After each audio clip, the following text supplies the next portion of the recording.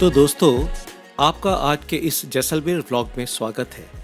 पिछले 2 दिन हमने जोधपुर में बिताए, जिसका मैंने एक व्लॉग भी बनाकर अपलोड किया था। यदि आपने वह ना देखा हो तो आप ऊपर आई बटन में या डिस्क्रिप्शन बॉक्स में क्लिक करके जरूर देखें। हमारे राजस्थान टूर का यह तीसरा दिन है। हम जोधपुर से सीधा आ पहुंचे अब जैसलमेर। इससे पहले कि हम शहर घूमने निकलें, अभी हम कर लेते हैं होटल में चेक इन, और साथ साथ मैं आपको इस प्रॉपर्टी का एक छोटा सा टूर भी करा देता हूँ।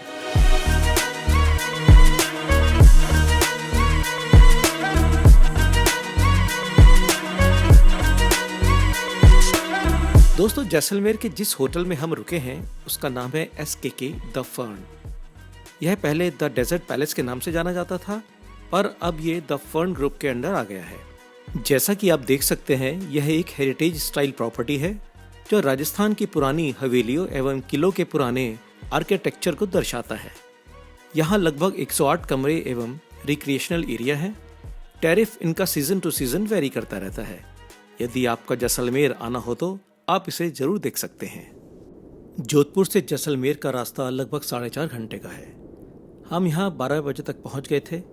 लंच और थोड़ा रिलैक्स करने के बाद अब हम निकल चुके हैं जैसलमेर को देखने। और शाम भी हो चुकी है। हमारे मित्र ईशु भी हमको मिल चुके हैं, जिनके साथ हमने जोधपुर देखा था। अब अगले 2 दिन ईशु हमें अपना जैसलमेर दिखाएंगे। ईशु वैसे तो जोधपुर के निवासी हैं, पर इनका अपना बिजनेस जैसलमेर में भी है। जितने स्नेह से इन्होंने जोधपुर दिखाया था, अब मुझे इनके साथ जैसलमेर घूमने का और भी ज़्यादा एक्साइटमेंट है। और मेरी यही आशा है कि इसी भाव के साथ आप इस व्लॉग के माध्यम से राजस्थान एवं हमारे देश के इस ऐतिहासिक शहर जैसलमेर को भी देख पाएं। शाम का असली मज़ा सनसेट देखने में ही है, और क्योंकि जैसलमेर को the golden city of India भी कहा जाता है, यहाँ की सनसेट में कुछ तो बात होगी ही। इसी का आनंद लेने के लिए ईशु हमें एक बहुत ही अच्छे स्पॉट पर लेकर के आए हैं।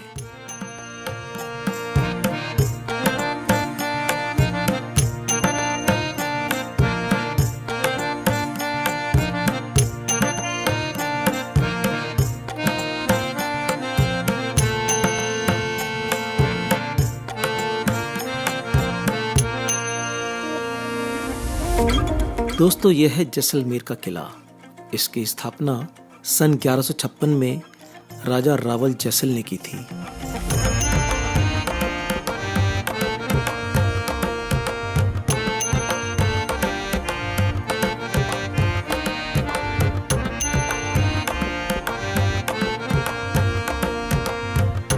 यह किला थार रेगिस्तान में त्रिकुटा पहाड़ी पर स्थित है, जो आज की डेट में एक तरह से जैसलमेर शहर के बीचों बीच ही है।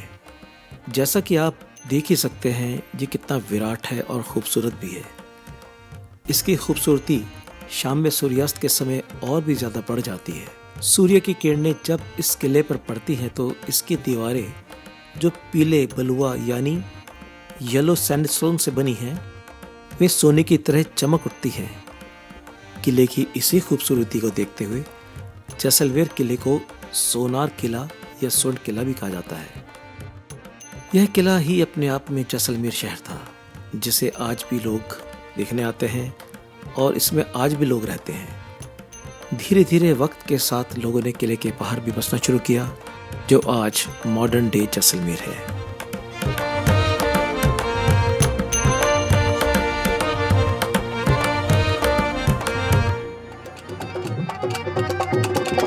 आवो आवो आवो सा आवो नी पधारो सा हे आवो आवो आवो सा आवो नी पधारो सा आवो नी पधारो मारते सीधे से आवो नी पधारो मारते हो केसरिया बालम हो जोड़ीरा बालम हो केसरिया बालम आवो आवो आवो सा आवो नी पधारो मारते सीधे से आवो नी पधारो मारते।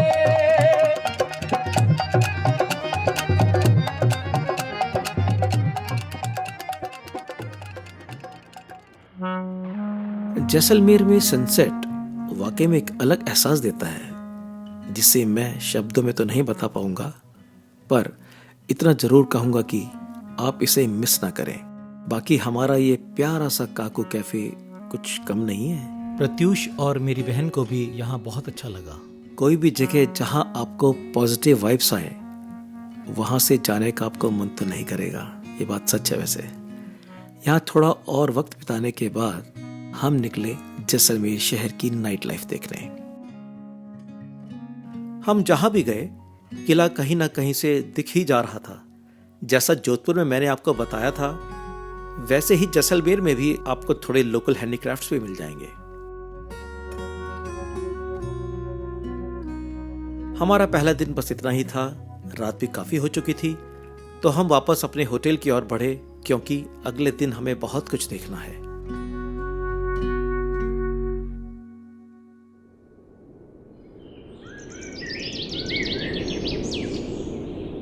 सुबह की शुरुआत विंड मिल्स के खूबसूरत नज़ारों के साथ। जैसलमेर इलाकों के चारों तरफ ये देखे जा सकते हैं। जैसा कि आपको पता ही होगा, इन पर लगे ये फैंस हवा से घूमते हैं जो अंदर मौजूद टरबाइन के जरिए बिजली बनाते हैं। जैसलमेर विंड और सोलर एनर्जी का एक अच्छा हब बन चुका है।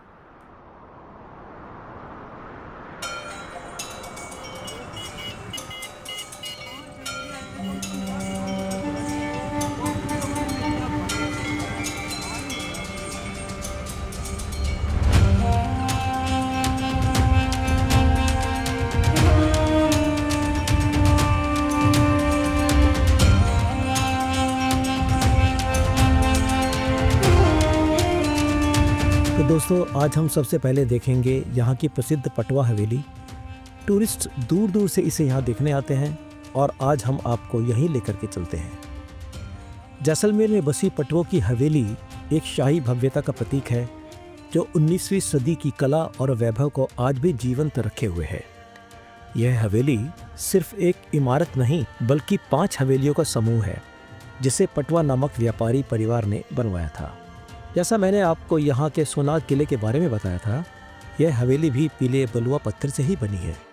इस पर की गई बारीक नक्काशी, झरोखों से झांकती कहानियाँ और गलियों में बसी इतिहास की गूंज, हर कोने में कुछ न कुछ बात है जो जैसलमेर को खास बनाती है। अंदर के भव्य आंगन, रंगीन कांच की खिड़कियाँ और पारंपरिक राजस्थानी चित्रकारी सब मिलकर इस हवेली को एक जीवित संग्रहालय बनाती है। सीढ़ी पे बनाया गया लोकर रूम, इसके अंदर सोना चांदी रख के पत्थर की सीलिंग बंद कर रहे, माटी का लेप करके इसके तजूरी बनाया गया। पुराने जमाने डाकू वगैरह आने वाला अंदर चला जाता ना, मेन गेट पे कोई नहीं जाना, चोरी करने वाला अंदर चला जाएगा, बोले कि तजूरी अंदर होगा। और अंदर तो मारवाड़ी इनको बोलते थे। पुराने जमाने कहावत थी, जाना पूछे बैलगाड़ी, वहाँ पूछे मारवाड़ी। यह जगह सिर्फ देखने भर के लिए ही नहीं, महसूस करने के लिए भी है। जैसलमेर अगर आपका आना हो तो इसे जरूर देखें।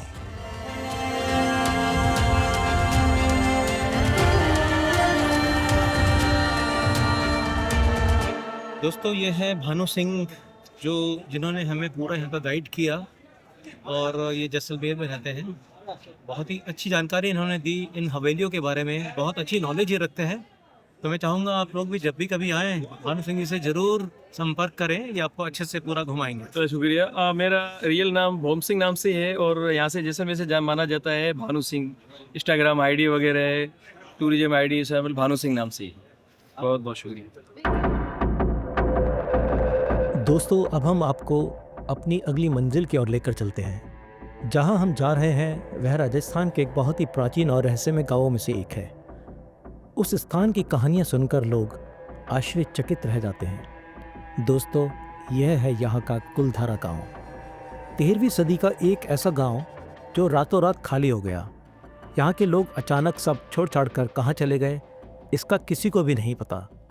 अब हम वहीं चलकर देखते हैं कि आखिर सच क्या है। इस गांव को आर्कियोलॉजिकल सर्वे ऑफ इंडिया ने रेस्टोर कर टूरिस्ट के लिए ओपन किया है। यहाँ स्थित सदियों पुराने घरों के खंडर आज भी अपने भीतर उस वक्त को, उस राज को दबाए हुए हैं।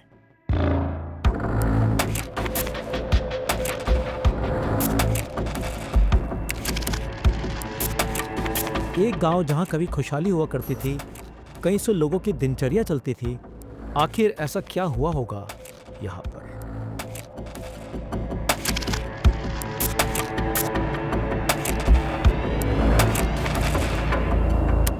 देखिए, ये जो विलेज है ये पालीवाल ब्राह्मणों का विलेज था और ऐसे करीब 84 गांव और थे जो एक साथ ही खाली हुए। एक यहाँ के जो सेनापति थे या प्रधानमंत्री कह सकते हो हमको, उनका एक इंस्ट्रक्शन आया जिससे जो एक्सेप्ट नहीं कर पाए, और उन्होंने एक ही रात में पूरे 84 विलेजेस थे सारे खाली कर दिए।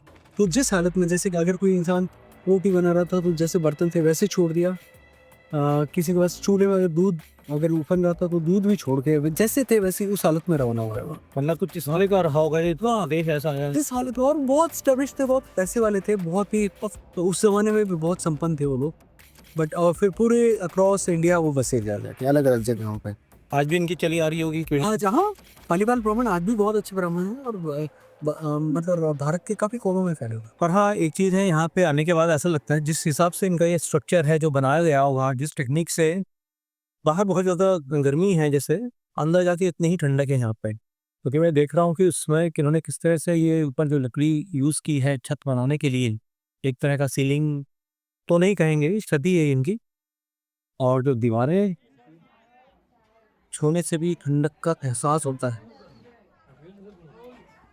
उस समय की टेक्नोलॉजी हाथों से बनाया हुआ इन्होंने। ये पिलर्स उस समय तो छेनी और हथौड़ी का ही इस्तेमाल होता था, जिसमें इन्होंने इसको यूज़ किया, वही पिलर्स के लगाए हैं सपोर्ट देने के। अभी तक देखो अमेंडर में जिस जो एक्चुअल हमला तो ये जो है ना, बाकी यहाँ से पत्थर यहाँ ये लोग गोल्ड क्यों छोड़ के गए अपना कुछ सामान जो कुछ गए ले जाते हैं। दूर तक ले छोड़ के गए, मतलब उन्होंने तज दिया, इस जगह को त्याग दिया उन्होंने। जिस हालत में था वो लोग खुद कमाएंगे वापस, उन्होंने पूरा कुछ भी नहीं लेके गए। वो अपनी बैलगाड़ियाँ लेके गए, बैलगाड़ियाँ तक पड़ी थी, कुछ भी नहीं है इस जगह में। तो उस जमाने में देखो कितनी चौड़ी सड़कें, कमरे होंगे जो भी हैं। हाँ 30-30 फीट चौड़ी सड़कें थी उस जमाने में। देखो हाँ कितना बढ़िया से मेंटेन कर रखा था सिटी को भी, बहुत ही अच्छा। और लोग बड़े अच्छे पढ़े लिखे लोग थे, पंडित थे सारे, किसानी करते थे। इस बेल्ट में उस जमाने में कहते हैं कि गेहूँ और चावल उगते हैं। अच्छा हाँ, बहुत अच्छी खेती करते थे लोग, खेती में बहुत एक्सपर्ट थे। कहते हैं यहाँ पे कि यहाँ पे गेहूँ भी उगता था, क्योंकि यहाँ गेहूँ यहीं पे, हाँ यहाँ पे, क्योंकि यहाँ पे पानी इकट्ठा होता था उस जमाने में, जिसको यहाँ पे मतलब ऐसे बहुत सारे ऐसे एरिया थे, जैसे आप कई एरिया देखेंगे जिनमें चारों तरफ पहाड़ है, वहाँ पे पानी इकट्ठा होता था, तो गेहूँ के लिए एक बहुत अच्छा। कुल मिला के मैं ये कह सकता हूँ कि ये ऐसी मतलब ये दुर्लभ जगह है, और यहाँ पे पहुँचना, यहाँ पे आना, हमें लगा कि आने में हमें कितना मुश्किल लगा, और जो लोग यहाँ पे रहते होंगे उनके लिए तो कितना ही कठिन टाइम रहा होगा उस ज़माने में, जबकि आज की तारीख में हर चीज़ अवेलेबल है। कोई फ़ोन नहीं, कोई कनेक्टिविटी नहीं, और रोड्स नहीं, कुछ नहीं, सब होता था। दोस्तों, अक्सर ऐसा होता है ना, जैसलमेर का जब भी हम नाम सुनते हैं तो हमारे मन में एक डेजर्ट यानी रेगिस्तान की छवि दिखती है, जबकि वास्तविकता में जो असली रेत के टीले वाला जो सैंड ड्यून है जिन्हें हम कहते हैं, वो डेजर्ट जैसलमेर शहर से करीब 50 किलोमीटर दूर है। यही दिखाने के लिए अब हम वहाँ पहुँचे हैं। सम यहाँ का एक बहुत ही छोटा सा एक टाउन है, और यहाँ लगभग 90% लोग जो टूरिस्ट के रूप में जैसलमेर आते हैं वो यहाँ पर आते हैं घूमने के लिए। सब में आपको टेंट रिजॉर्ट्स मिलेंगे, जैसा कि आप देख सकते हैं यहाँ पर कई रिजॉर्ट हैं जहाँ आपको बेसिक से लेकर लग्जरी टेंट्स तक मिल जाएंगे। कई सारे ऑप्शंस हैं यहाँ पर। टैरिफ की अगर हम बात बताएं आपको तो 4000 मिनिमम है, और अप टू 20, 25, 40,000 तक जा सकता है। वो डिपेंड करता है कि किस तरह का टेंट हमने लिया है। हमने आज रात के लिए यहाँ पर ही चेक इन कर लिया है। दोस्तों, आइडिया यही था कि एक रात हेरिटेज प्रॉपर्टी में स्टे किया जाए, और दूसरी रात यहाँ शहर से दूर रेगिस्तान के बीच टेंट के अंदर। आखिर हर चीज़ एक्सपीरियंस करने में ही मज़ा है। अब डेजर्ट सफारी तो हमारे पैकेज में है, पर हमारे प्यारे मित्र ईशु का कुछ और ही प्लान है। ईशु खुद ऑफ रोडिंग करने का बहुत शौक़ रखते हैं, और उन्होंने कहा था कि भैया डेजर्ट सफारी तो मैं ही आपको अपनी गाड़ी में अपने साथ ही कराऊंगा, बहुत मज़ा आएगा, तो चलिए थोड़ा फन ही हो जाए।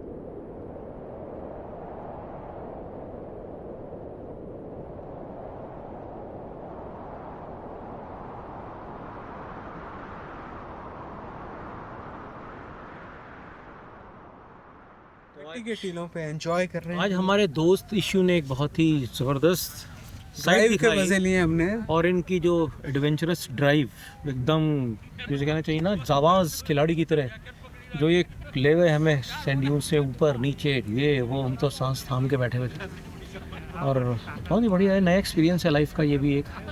हमारे दोस्त अभी तक तो देखा था हमने, उसमें देखा सिर्फ था, सुना था ना। अब देखा, अभी शाम हुई है तो मैं सैंड को टच कर रहा हूँ तो ठंडा होने लगा अभी। अब ठंड फील हो हाँ। गई है कि मतलब जो है ना, ठंडा ठंडा लगा। यहाँ की मिट्टी की ये विशेषता है कि जल्दी ठंडी होती है और जल्दी ऐसे ही यहाँ के लोग हैं।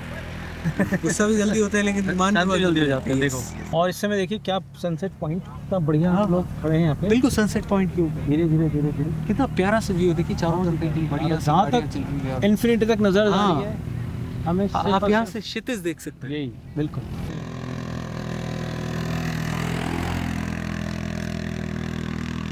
कैमल राइड की जो कर रहे हैं लोग भाई, ये इतना अच्छा लग रहा है इनको देख करके। तो कलरफुल इनकी वो है ना जो काठी होती है, काठी जो कलरफुल है और कलरफुल ड्रेसेस लोगों ने पहनी हुई है, बहुत ही अच्छे लग रहे हैं। बहुत यहाँ का ये एक्चुअल प्रत्युष कल्चर जरा उधर दिखाओ आप, क्या प्यारा व्यू आ रहा सनसेट देख लो कितना अच्छा हो रहा है वो देखो। है।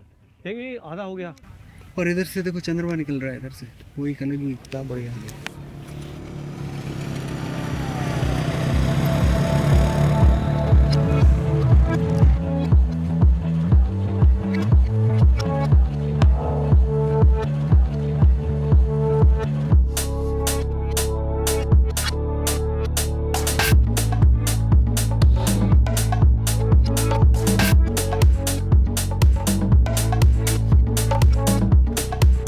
दोस्तों जैसे ही हम लोग यहाँ पे रुके हुए थे तो हमने देखा सनसेट के बाद जैसे जैसे सनसेट होकर चला गया, कंप्लीट सेट होने के बाद जो लाइट का जो इम्पैक्ट आया ना, जो रिफ्लेक्शन लाइट का रहा है और रेत के ऊपर जो पड़ रहा है, सैंड का जो कलर चेंज हुआ है और बैकग्राउंड में आया वाइट कार देख सकते हैं। कंट्रास्ट देखिए आप, पीछे चंदा मामा भी हमारे आगे सामने देखिए आप। तो इतना अमेजिंग लग रहा है ना यहाँ पे, दिल खुश हो गया एकदम से, बहुत ही बढ़िया। मतलब मैं शब्दों में बयान नहीं कर सकता, ये चीज़ आप आकर के यहाँ पे एक्सपीरियंस लें तो आप ये फील कर सकते हैं कि मैं जो बोल रहा हूँ क्या सही बोल रहा हूँ कि बहुत ही बढ़िया जगह है।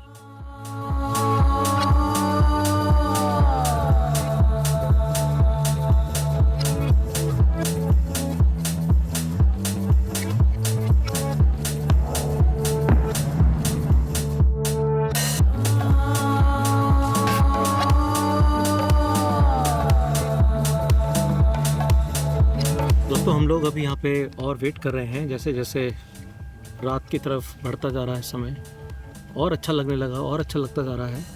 ठंड भी बढ़ती जा रही है और हमें लग रहा है कि शायद हमें और कुछ बहुत अच्छी चीज़ें मिलेंगी जितना हम और वेट करेंगे। तो इसलिए हम इस डेजर्ट में भी रुके हुए हैं कुछ देर और।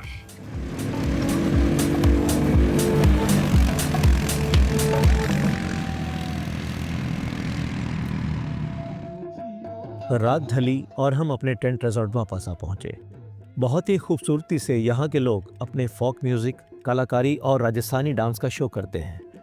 इतने हैपनिंग डे के बाद यहाँ आराम से बैठकर इसका आनंद लेने में दिल खुश हो गया।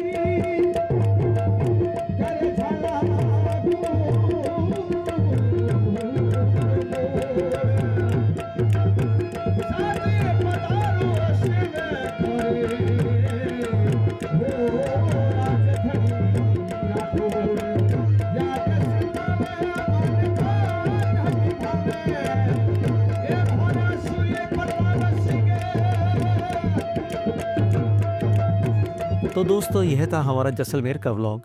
हमने अपनी तरफ से आपको जैसलमेर और इसके पहले व्लॉग में जोधपुर दिखाने का पूरा प्रयास किया। आशा है कि आपको ये अच्छा लगा होगा। यहाँ अब आप भी आएँ और हाँ, हमारे चैनल को सब्सक्राइब करना ना भूलें। ख्याल रखें, जल्द मिलेंगे अगले व्लॉग में। धन्यवाद।